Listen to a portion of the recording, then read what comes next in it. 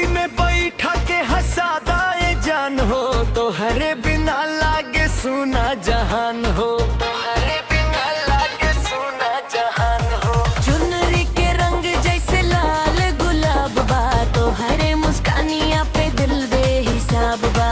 आँखियाँ से मारे लू करे जवाब पे तीर, तोरे खातिर सजनी बन गई फकीर। हीरा धीरे धीरे बोला दिलवा ना तोड़ी, प्यार वाला बातें आज हमें जोड़ी।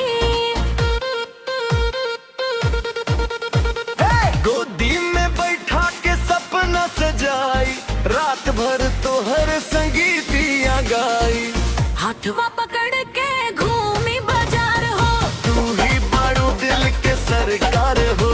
हाय गोदी में बैठा के सपना सजाई, रात भर तो हर संगीतिया गाई। हाथवा पकड़ के घूमी बाजार हो।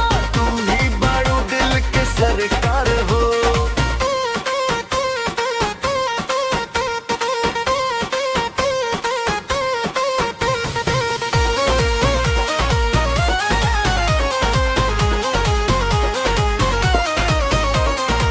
बरसात के मौसम भिंजल चुनरिया, तोहरा संग लागे मीठवा उमरिया।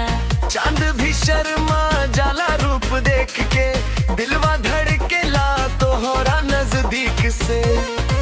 ना चाही सोना ना चाही हार, तोहरे प्यार में बा संसार।